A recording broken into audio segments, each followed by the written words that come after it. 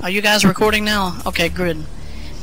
This is a follow-up to an interview that I did, only audio-wise, from a secret hangar somewhere in New Mexico near Roswell, which is supposed to be the location of a known UFO sighting, if not a crash site. Now, I'm doing this follow-up by telephone. I'm calling from my hotel.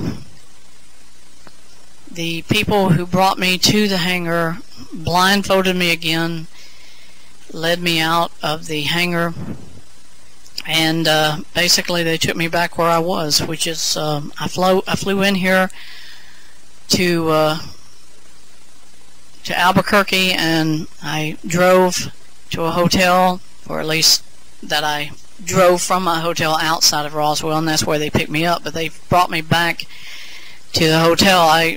I guess, you know, they did leave my car, my rental, so at least I know it's out there in the parking lot to get back. But that is the most weirdest experience I've ever had in my life, seeing those bodies under those burlap sacks. I mean, you could smell that it was real. It's not a hoax. The debris I saw was consistent with really all the reports that I've heard about over the past 70 years about Roswell. Two UFOs apparently crashed outside of Corona, or at least one of them did, and these bodies were not mannequins. I mean, these things had deteriorated. They had decomposed to the point that some part of the skeletons remained, and it really was a gruesome sight. I'm glad I didn't photograph it. I don't think if I had, it could probably have been easy for anybody to look at those pictures. This is David Carter for WTCG News. We are presently in an underground facility. We don't know where this is. We don't know where in New Mexico we are because we've driven quite a long time getting here. The individuals that are with us have carried some lights and things that we can use to view whatever it is that they say they have in their possession. And okay, they've just turned on one of their flashlights. This is definitely an abandoned, looks to be some kind of either a bomb shelter or it's subterranean. It's definitely underground. And the elevator is pre-1950s. It looks like late 40s, early 50s type of a elevator. And I can't say how many stories down we've gone. It feels like we went 10 stories getting here. But they've given me and a couple of the other guys who came with me from Atlanta some flashlights. And we're looking around right now at this place, and it's dusty. It's kind of musty smelling because you can tell nobody's probably been down here. What? Okay, I'm just trying to explain to the audience what this place looks like because I can't photograph it. You're not going to let me do that. They're pointing me in the direction of one of the walls at the far end here. Let me see if I can make out anything with this flashlight, because I mean I'm expecting to see something other than just, I would hope, more than bits and pieces. Is this real? Is this fake? Come on, guys, tell me, is this thing real? We can't answer any specific questions except to say to everybody we've known about it, and that's as much as we're going to say. We're not going to say whether or not we work for the federal government or if we work for any government agency. That's all we're saying. Ladies and gentlemen, I am looking at something that it's almost completely intact. If this is a real unidentified flying object that I'm looking at, it's covered in dust. It's shiny looking, like it's brand new, but it's been down here a long time. You can tell by looking at it.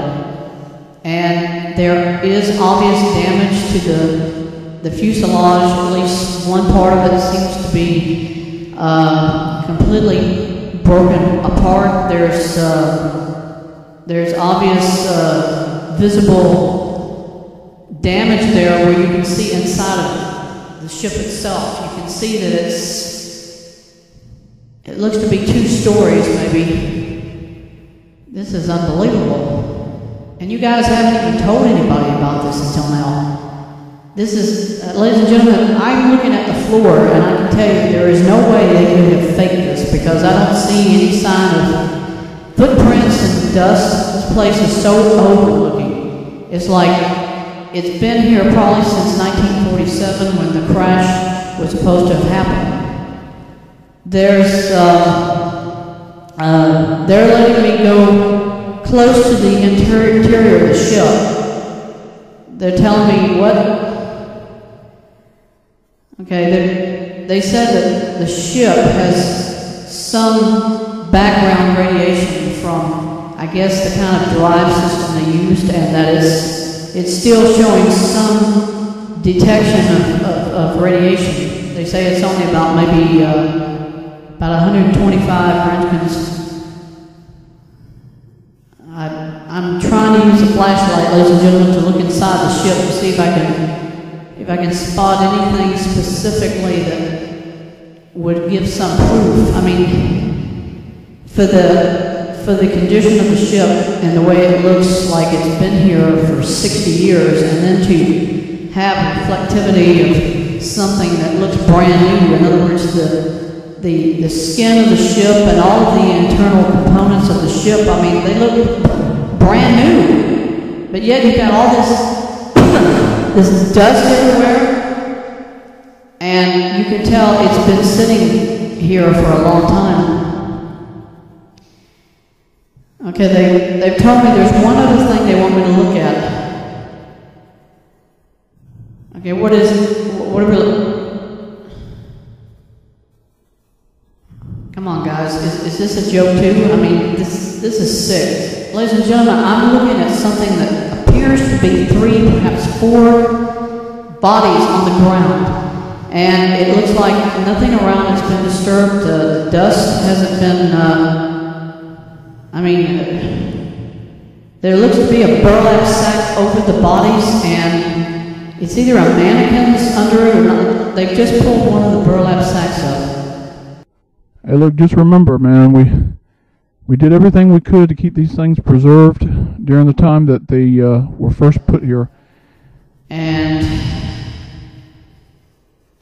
if this is fake, I mean, this is the best Hollywood job ever done, because nothing around this entire area that I'm looking at has been disturbed. The dust is still there.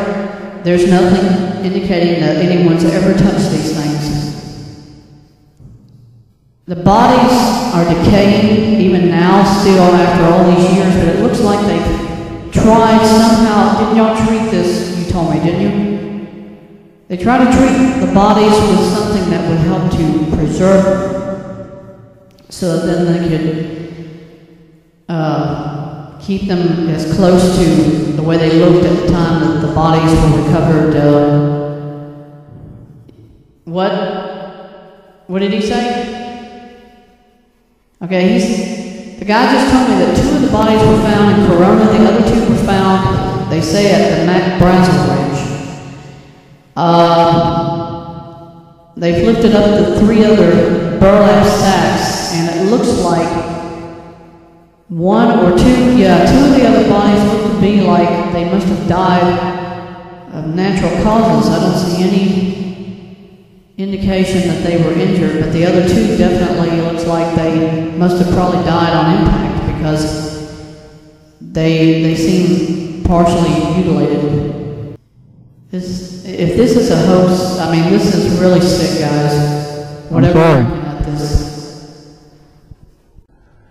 Okay, that's it. We gotta take you out. I want to look at the ship, okay? Just one more chance to look at the ship, so I can try to describe something more. That's it. I gotta put the blindfolds on. Sorry.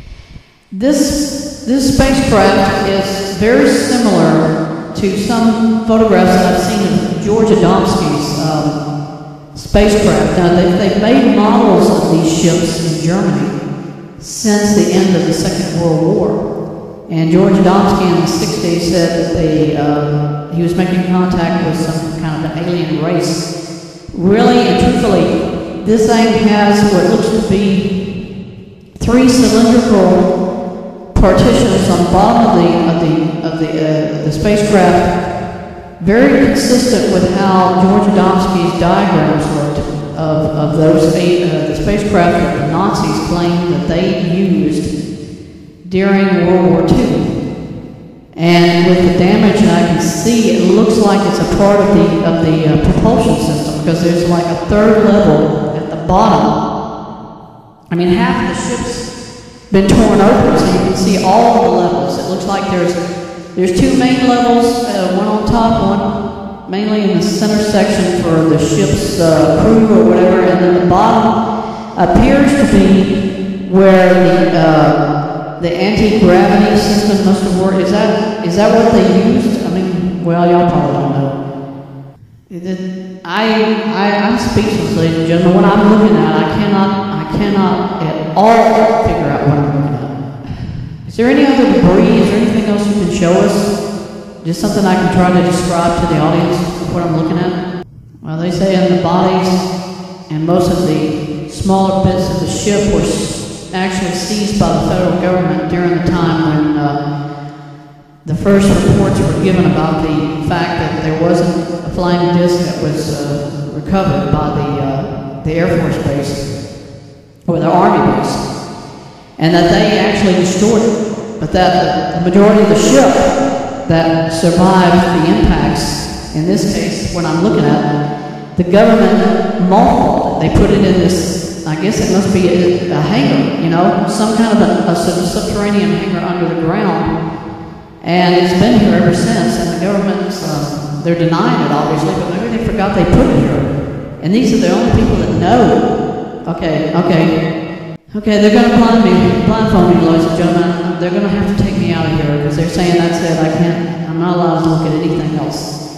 This is David Carter reporting for WTCG News out of Atlanta, Georgia, and you have just heard an actual eyewitness account of viewing an unidentified flying object. This is real. It does not look faked in any way, because I have seen faked places, and this whole place is just dust, okay? The whole place is dust. Okay, they're telling me I have to stop, so thank you for this chance to share with you. This is David Carter for WTCG News. But who these people are, I cannot say. I still don't know who they are. They could be this organization I've heard about called Guardian. They've had evidence that they've given to news reporters in the past of UFO sightings and landings in Canada. It could be anybody, you know, but when I try to inquire of other things that have happened in the 90s regarding this UFO or alien interview that was done somewhere, we don't know where it was, but they had about a 2-minute, maybe 3-minute video of an alien sitting at a table, and it had, obviously it was going through convulsions. It was in excessive distress by how the doctors were scampering around it, sticking its hands or their hands inside its mouth, and in what, 20 years time they still don't know what it was, if it was a fake, if it was real. This individual Victor, who they interviewed, it was even interviewed on Art Bell, they still don't know who he was. And for me, I'd like to put to rest the whole thing, but I don't know who he was. I don't know who these gentlemen are either we saw, but this is without a doubt, to me, proof positive to anybody who doubts about UFOs. This is real. These things happen. They are definitely some kind of an intelligent life form of some kind. And who knows? I mean, to look at the remains, I'd say these things use telepathy to to communicate, because it didn't seem to have that much of a mouth.